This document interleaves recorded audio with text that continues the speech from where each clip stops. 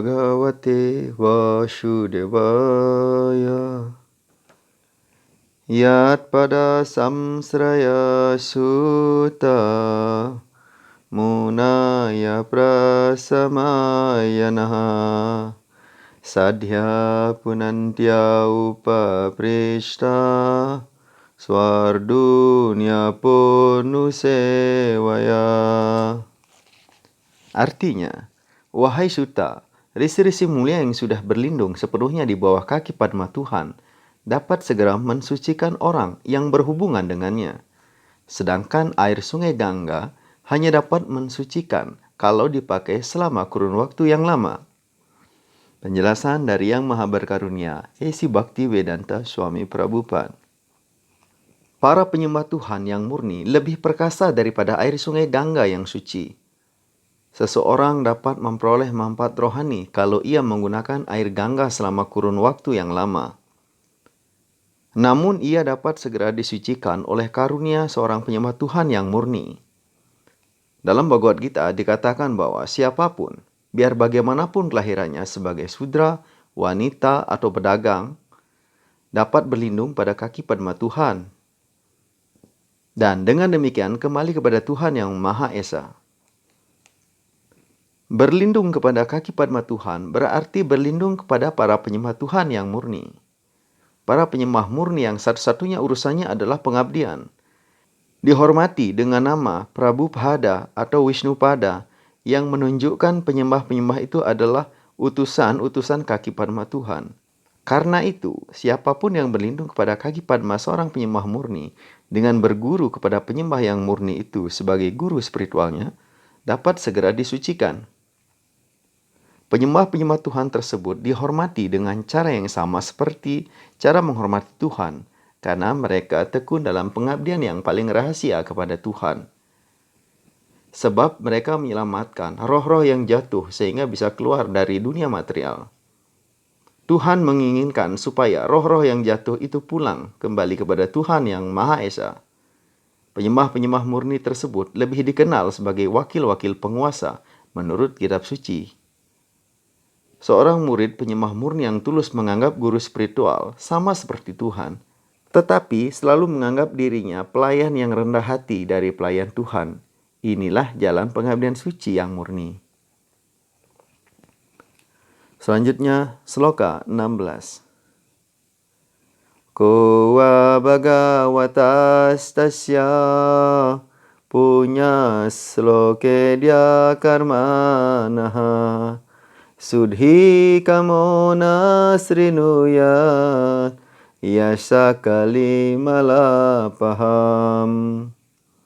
Zaman kali adalah zaman yang paling terkutuk karena ciri-cirinya yang penuh permusuhan. Kali Yuga begitu penuh dengan kebiasaan yang berdosa sehingga pertengkaran besar terjadi setelah salah paham yang paling sekecil apapun. Orang yang tekun dalam pengabdian murni kepada Tuhan, yang tidak berkeinginan untuk meningkatkan kedudukan pribadi dan bebas dari akibat perbuatan yang membuat hasil atau pahala serta angan-angan filosofis yang hambar, sanggup keluar dari ketidakramahan zaman yang rumit ini. Para pemimpin rakyat ingin sekali hidup dalam kedamaian dan persahabatan. Namun, mereka belum mempunyai pengetahuan tentang metode yang sederhana, yaitu mendengarkan keagungan Tuhan. Sebaliknya, pemimpin-pemimpin yang bodoh tersebut ingin menolak adanya Tuhan sama sekali. Atas nama negara sekuler, pemimpin-pemimpin tersebut melaksanakan berbagai rencana setiap tahun. Namun, seluk-beluk alam material Tuhan yang tidak dapat diatasi senantiasa menggagalkan rencana-rencana untuk mencapai kemajuan tersebut. Mereka tidak mempunyai mata untuk melihat bahwa upaya-upaya kedamaian dan persahabatan yang sedang mereka lakukan mengalami kegagalan. Kalau kita menginginkan kedamaian yang sejati, kita harus membuka jalan menuju pengertian tentang Tuhan yang Maha Esa, Sri Krishna, dan memuji kebesarannya, karena kegiatannya yang luhur sebagaimana digambarkan di dalam halaman-halaman Srimad Bhagavatam. Sloka 17. Tasya karmanya udarani parigitani suribhi bruhina shraddadhananang lila yadadatha kalaha. Perbuatannya yang transendental adalah agung dan penuh karunia, dan resi-resi yang mulia dan berpengetahuan tinggi seperti Narada telah menyanyikan perbuatan-perbuatan tersebut. Karena itu, sudilah kiranya engkau berkenan berbicara kepada kami, yang sangat mengharapkan kesempatan mendengar tentang petualangan yang dilakukan dalam berbagai inkarnasinya. Penjelasan. Personalitas Tuhan yang Maha Esa tidak pernah tidak bergerak seperti yang diduga oleh beberapa orang yang kurang cerdas. Karya-karyanya yang agung penuh karunia. Ciptaan-ciptaan Tuhan, baik yang material maupun rohani, benar-benar luar biasa dan mengandung semua keanekaragaman. Karya-karya tersebut digambarkan dengan sangat baik oleh roh-roh yang sudah mencapai pembebasan seperti Srila Narada, Vyasa, Walmiki, Dewala, Asita, Madhawa, Sri Chaitanya, Ramanuja, Wisnu Swami, Nimbarka, Sridhar, Wiswanatha, Baladewa, Bhaktivinoda, Siddhanta Saraswati, dan banyak tokoh-tokoh lain yang sangat berpengetahuan dan sudah insaf diri. Ciptaan-ciptaan tersebut, baik yang bersifat material maupun rohani, penuh kekayaan, keindahan, dan pengetahuan. Tetapi alam rohani lebih agung karena penuh pengetahuan, kebahagiaan, dan kekekalan. Ciptaan-ciptaan material berwujud selama beberapa waktu sebagai bayangan-bayangan yang terbalik dari kerajaan rohani dan dapat diumpamakan seperti bioskop. Ciptaan-ciptaan material menarik hati golongan orang kurang cerdas yang tertarik pada hal-hal palsu. Orang bodoh seperti ini belum memiliki keterangan tentang kenyataan dan mereka membenarkan manifestasi material yang palsu sebagai segala-galanya. Namun orang lebih cerdas dibimbing oleh resi-resi seperti Vyasa dan Narada mengetahui bahwa kerajaan Tuhan yang kekal lebih bagus, lebih besar, dan penuh kebahagiaan dan pengetahuan selamanya. Orang yang belum mengetahui tentang kegiatan dan kerajaan rohaninya yang kadang diberi karunia oleh Tuhan dalam petualangannya, sebagai inkarnasi-inkarnasi di mana dia memperlihatkan kebahagiaan pergaulannya yang kekal di alam rohani. Dengan kegiatan itu, dia menarik hati roh-roh terikat dari dunia material. Beberapa roh terikat itu sibuk dalam kenikmatan indera-indera jasmani yang palsu, dan orang lain hanya dalam upaya meniadakan kehidupan sejati di dunia rohani. Orang yang kurang cerdas itu disebut karmi, atau orang yang bekerja dengan tujuan mendapatkan hasil atau pahala untuk dinikmati. Dan gyani atau orang yang berangan-angan secara hambar, namun di atas dua golongan manusia itu ada rohaniawan yang disebut satwata, atau penyembah yang tidak sibuk dalam kegiatan duniawi, yang tak terkendali maupun dalam spekulasi duniawi. Penyembah tekun dalam pengabdian positif kepada Tuhan, dan dengan demikian memperoleh manfaat rohani tertinggi yang tidak dikenal oleh para karmi dan gyani. Tuhan sebagai penguasa tertinggi di dunia material dan dunia rohani mempunyai berbagai inkarnasi terdiri dari golongan-golongan yang jumlahnya tidak terhingga. Inkarnasi-inkarnasi seperti Brahma, Rudra, Manu, Prithu, dan Vyasa adalah inkarnasi sifat-sifat materialnya. Tetapi inkarnasi-inkarnasi seperti Rama, Narasimha, Waraha, dan Wamana adalah inkarnasi-inkarnasi rohaninya yang transendental. Sri Krishna, Tuhan yang Maha Esa, adalah asal mula segala inkarnasi. Karena itu, dia adalah penyebab segala sebab. Selanjutnya sloka 18.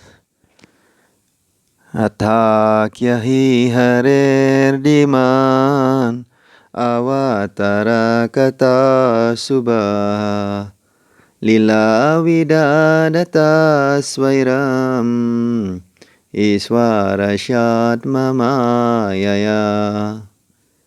Wahai Suta yang bijaksana, ceritakanlah kepada kami kegiatan rohani berbagai inkarnasi Tuhan yang Maha Esa, petualangan dan kegiatan yang Maha Kuasa yang berkarunia tersebut dilakukan oleh energi-energi internalnya. Penjelasan. Untuk ciptaan, pemeliharaan, dan peleburan dunia-dunia material, personalitas Tuhan Yang Maha Esa sendiri muncul dalam beribu-ribu bentuk inkarnasi, dan petualangan khusus yang ditemukan dalam bentuk-bentuk rohani itu amat berkarunia. Baik orang yang hadir selama kegiatan tersebut, maupun yang mendengar kisah-kisah rohani tentang kegiatan itu memperoleh manfaat. Selanjutnya, Sloka 19. Wayang tuna witri pyama utama sloka vikrami yachrin vatam rasagyanam shwadhu shwadhu pade pade. Artinya, kami tidak pernah lelah untuk mendengarkan kegiatan rohani personalitas tertinggi Tuhan Yang Maha Esa yang dimuliakan oleh lagu-lagu rohani dan doa-doa. Orang yang sudah mengembangkan rasa untuk hubungan-hubungan rohani dengannya menikmati mendengar tentang kegiatan-kegiatannya pada setiap saat. Penjelasan. Ada perbedaan besar antara cerita-cerita duniawi, fiksi, atau sejarah dan kegiatan rohani Tuhan. Sejarah seluruh jagat menyebutkan kegiatan inkarnasi-inkarnasi Tuhan, Ramayana, Mahabharata, dan Purana-Purana adalah sejarah-sejarah zaman dahulu yang dicatat sehubungan dengan kegiatan inkarnasi-inkarnasi Tuhan. Karena itu, sejarah-sejarah tersebut tetap hangat, walaupun sudah dibaca berulang kali. Sebagai contoh, seorang mungkin membaca Bhagavad Gita atau Srimad Bhagavatam berulang kali sepanjang hidupnya, namun tetap menemukan cahaya keterangan baru di dalam kitab-kitab itu. Berita duniawi bersifat statis, sedangkan berita rohani bersifat dinamis. Seperti halnya roh bersifat dinamis, sedangkan zat bersifat statis. Orang yang sudah mengembangkan minat untuk mengerti pelajaran rohani tidak pernah bosan mendengarkan kisah-kisah tersebut. Orang cepat muak dengan kegiatan duniawi, namun tidak seorang pun yang merasa muak dengan kegiatan rohani atau kegiatan bhakti. Utama sloka menunjukkan sastra yang tidak dimaksudkan untuk kebodohan. Sastra duniawi berada dalam sifat kegelapan dan kebodohan, sedangkan sastra rohani amat berbeda. Kesusastraan rohani ada di atas sifat kegelapan dan sinarnya semakin terang dengan kemajuan bacaan dan keinsapan pelajaran rohani. Orang yang konon sudah mencapai pembebasan tidak pernah merasa puas dengan mengucapkan kata-kata aham brahmasmi berulang kali. Keinsapan Brahman yang tidak wajar tersebut menjadi hambar, sehingga untuk menikmati kebahagiaan yang sejati mereka mencari kisah-kisah Srimad Bhagavatam. Yang kurang beruntung di antara mereka mulai kegiatan kedermawanan dan kegiatan manusiawi yang bersifat duniawi. Ini berarti filsafat Mayavada bersifat duniawi, sedangkan filsafat Bhagavad Gita dan Srimad Bhagavatam bersifat rohani. Demikian, kita telah membaca 5 sloka dari Srimad Bhagavatam Skanda 1, Bab 1, sloka 15 sampai dengan 19, dalam topik pertanyaan oleh para resi. Terima kasih telah berkunjung di saluran Kali Yuga Time. Sampai jumpa esok pada waktu dan kesempatan yang sama. Wassalam.